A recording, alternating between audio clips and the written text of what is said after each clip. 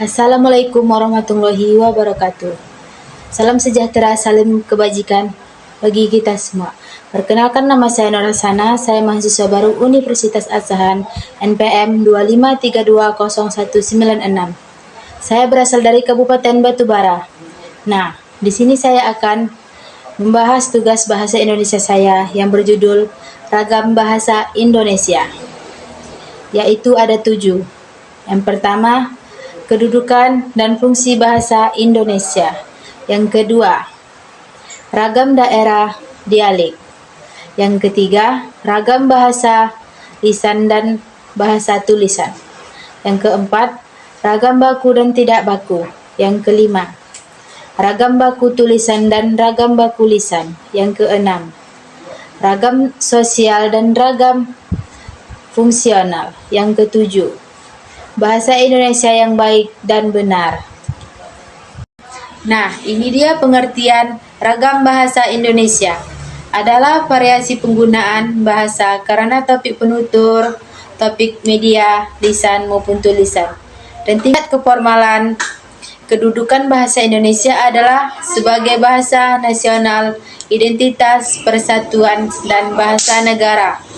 Resmi kenegaraan, pendidikan, penghubungan, pengembangan ilmu dan budaya, dengan fungsi utama sebagai alat komunikasi, ekspresi diri, integrasi sosial, dan kontrol sosial. Yang pertama, kedudukan dan fungsi bahasa Indonesia. Bahasa Indonesia memiliki kedudukan dan fungsi penting dalam konteks sosial, budaya, politik, dan ekonomi di Indonesia. Contoh kedudukan dalam bahasa Indonesia ada 6. Yang pertama yaitu bahasa nasional. Bahasa Indonesia memiliki kedudukan sebagai bahasa nasional di Indonesia. Ini adalah bahasa yang digunakan di seluruh wilayah negara. Hampir semua warga negara Indonesia memiliki pemahaman tentang bahasa ini. Yang kedua, bahasa resmi. Bahasa Indonesia adalah bahasa resmi Republik Indonesia.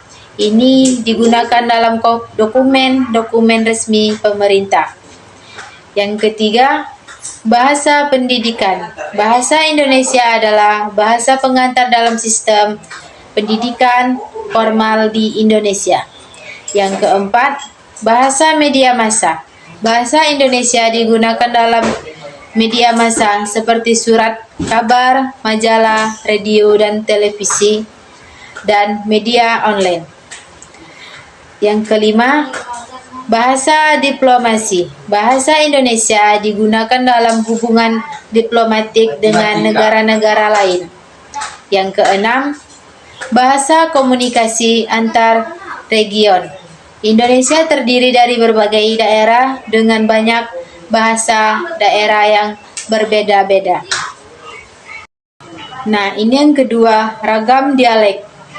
Adalah variasi bahasa yang digunakan sekelompok masyarakat di wilayah atau kelompok sosial tertentu dipengaruhi faktor geografis, sosial, dan waktu seperti dialek regional, Jawa, Cirebon, atau temporal Melayu zaman Sriwijaya. Indonesia akan kaya ragam dialek seperti dialek bahasa Jawa, Solo, Jogja, Banyumas, Tegal, ataupun dialek bahasa daerah lain, Sunda, Minangkabau, Batak, Bugis, Betawi, yang memiliki ciri khas, lafal, kosakata, dan tata bahasa unik menunjukkan kekayaan budaya bangsa. Nah, ini jenis-jenis dialek. Ada 3. Yang pertama yaitu dialek regional. Dialek variasi bahasa berdasarkan wilayah geografis. Contohnya di wilayah dialek Jakarta, dialek Medan, atau dialek Cirebon. Yang kedua, dialek sosial. Variasi bahasa yang digunakan oleh kelompok sosial tertentu, misalnya dialek remaja atau kelompok prevosi. Yang ketiga, dialek temporal. Variasi bahasa yang digunakan pada kurun waktu tertentu seperti dialek Melayu pada masa Sriwijaya atau dialek kuno lainnya. Dan ini contoh ragam dialek di Indonesia. Yang pertama, bahasa Jawa memiliki banyak dialek, antara lain dialek Solo, Yogyakarta, Banyumas, Tegal, Pekalongan, dan Surabaya. Dengan perbedaan pada kosakata, misalnya etis, ps adem, dan imbuhan ik, je, let. Yang kedua, bahasa Melayu. Dialek Medan dikenal unik karena perpaduan berbagai etis Melayu, Tiongkok, dan lain-lain, dan memiliki makna kata yang berbeda. Contohnya, kereta berarti motor. Nah, ini faktor penyebab munculnya dialek. Geografis, pemisah wilayah karena kondisi alam memunculkan perbedaan bahasa, yaitu sosial integrasi antara kelompok masyarakat. Historis, peristiwa sejarah seperti migrasi, penjajahan, atau pengembangan teknologi. Nah, ini dia yang ketiga, ragam bahasa lisan diucapkan dan dipengaruhi konteks, situasi, intonasi, dan serta gerak tubuh. Sering tidak lengkap strukturnya, sementara ragam bahasa tulis ditulis lebih lengkap secara gramatikal, tidak terpikat ruang, waktu, dan mengandalkan tanda baca. Keduanya punya kelebihan serta kekurangan. Namun ragam tulisan umumnya lebih formal dan baku. Nah, ini dia ciri-ciri ragam bahasa lisan. Memerlukan teman bicara, lawan bicara, terikat waktu dan ruang. Dapat dibantu mimik, intonasi, gerak tubuh. Struktur kalimat tidak selalu lengkap, subjek, predikat, objek bisa hilang. Sering terjadi pengulangan kalimat. Bisa lebih santai, tidak formal, tergantung situasi. Contoh percakapan sehari-hari, obrolan di warung kopi, pidato langsung. Nah, ini dia ciri-ciri tidak memerlukan teman bicara, langsung. Tidak terikat ruang dan waktu. Struktur kalimat lengkap dan jelas. Gramatikal, memerlukan tanda baca dan ejaan yang tepat. Lebih struktur, objek, dan hati-hati. Kesalahan tidak bisa langsung dikoreksi. Contoh, surat resmi, artikel, jurnal, buku, pesan, dan teks formal. Perbedaan utama. Kehadiran lisan butuh orang lain, tulis tidak. Kelengkapan lisan bisa kurang lengkap, tulisan harus lengkap. Bantuan lisan dibantu intonasi, mimik, tulis dibantu tanda baca. Kriteria lisan terikat waktu, ruang, dan tulis tidak. Nah, ini dia yang keempat. Ragam baku adalah bahasa resmi Indonesia. Untuk situasi formal, sementara ragam tidak baku adalah bahasa sehari-hari yang santai dipengaruhi dialek, gaul, dan sering menyimpang dari aturan baku. Seperti apotek, yang baku adalah apotik. Aktivitas, yang baku adalah aktivitas.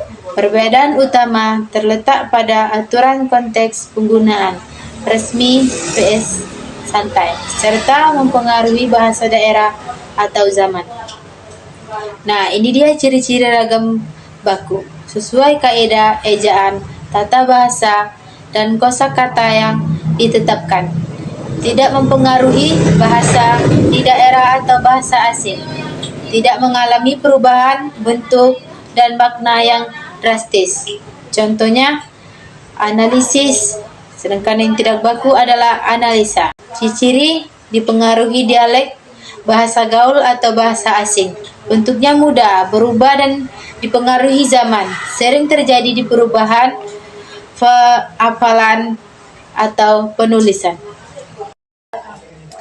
Nah, ini yang kelima, pengertian ragam baku tulisan adalah bahasa resmi yang mengikuti kaidah ejaan, tata bahasa, dan pilihan kata yang benar. Digunakan untuk komunikasi tidak langsung dan permanen. Misal, laporan atau buku. Sedangkan ragam baku lisan adalah bahasa resmi yang diucapkan. Misal, pidato atau ceramah. Yang meskipun mengikuti kaidah baku, dipengaruhi oleh intonasi, jeda, dan dibantu ekspresi dan verbal seperti mimik dan gerak tubuh, serta lebih fleksibel terhadap kelengkapan unsur kalimat karena konteks langsung. Nah, ini ciri-ciri memerlukan kelengkapan tata bahasa, subjek, predikat, objek, dan kalimat yang utuh. Dapat berdiri sendiri tanpa kehadiran lawan bicara karena dibantu tanda baca dan struktur.